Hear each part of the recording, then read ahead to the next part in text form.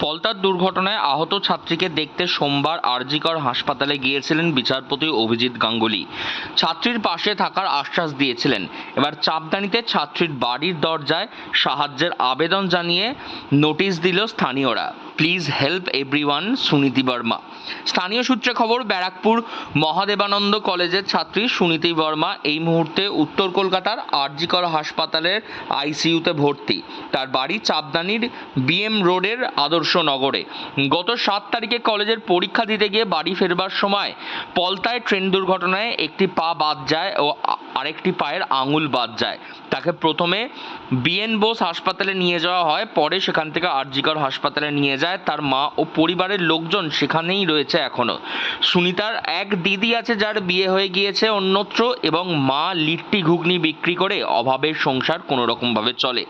Hindi honours পড়তো সুনীতি, তার মধ্যেই এখন তার দুর্ঘটনায় তার পাশে এসে দাঁড়িয়েছে তার পাড়া প্রতিবেশীরাও। আমি এটাই চেয়েছি, ওটা সরকারি চাকরি একটা দিয়ে দাও, আর পাটা ভালো, কোনো লাইফ ওর আগে পিছনে কই নেই। খুব কষ্ট করে ওর রোজি রুটি, মানে ওর কী করে ঘর চলছে এমনি বলতেও আমাকে খারাপ লাগছে। খুব অবস্থা খারাপ আছে। গতকাল বিচারপতি ব্যানার্জি সেখানে গিয়েছিলেন, জাস্টিস ব্যানার্জি সেখানে গিয়েছিলেন, গাঙ্গুলি তিনি গিয়েছিলেন ওখানে, এবং মুখ্যমন্ত্রীর যাওয়ার কথা এরকমটা শোনা যাচ্ছে। আজকে তো গেছে, মমতা ব্যানার্জি গেছে, কমিশনার भी গেছে, नहीं आज जा रहा है, আর চেয়ারম্যানও গেছে। পুরো পাড়া লোক সব সাপোর্ট আছে, চাঁদা তুলে তুলে আমি পুরো পাড়া সেও দিচ্ছি। যেখানে যত লোক আছে ওর সবই রাশি করছে, কই বাকি নেই। মোবাইল দিয়ে টাকা দিচ্ছে, সব সাপোর্ট আছে। বৃহস্পতিবার পরীক্ষা দিয়ে বাড়ি ফেরবার সময় ট্রেন দুর্ঘটনায় পা বাদ যায় সুনিতার।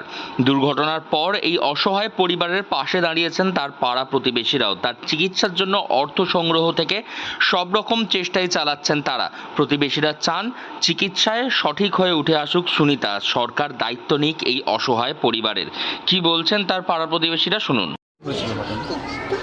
এটাই আমরা সকালবেলায় কথা নিয়ে সকালবেলায় বলেছিলাম কথা, আর ঠিক 1 ঘন্টার পরই ও কলেজ যাচ্ছিল পরীক্ষা দিতে যাচ্ছিলো কলেজে।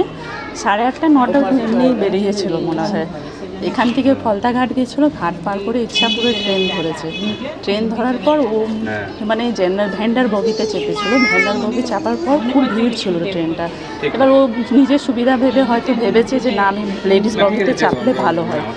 তো লেডিস বগি যখন ফলতা এসছে তখন ও নেমে লেডিস বগিতে চাপার চেষ্টা করছিল।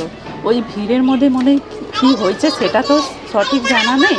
এবার ও যখন কিছু বলবে তখনই আমরা জানতে পারবো।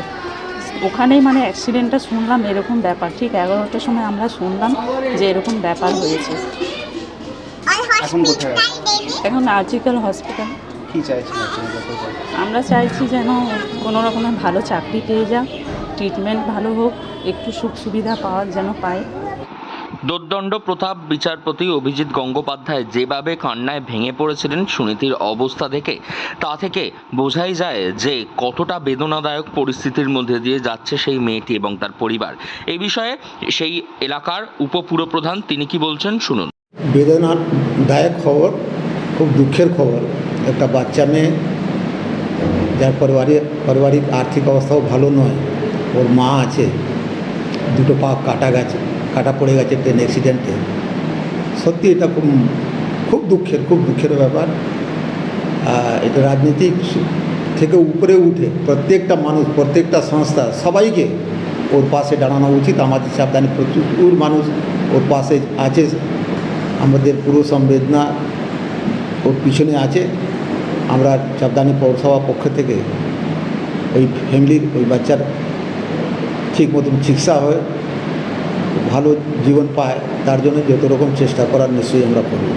হিন্দি অনার্সের 2য় বর্ষের ছাত্রী আবারও সুস্থ হয়ে ফিরুক তাড়াতাড়ি তার নিজের জীবন ছন্দে, এমনটাই চাইছে গোটা রাজ্য। হুগলি থেকে রাহি হালদারের রিপোর্ট, লোকাল 18 বাংলা।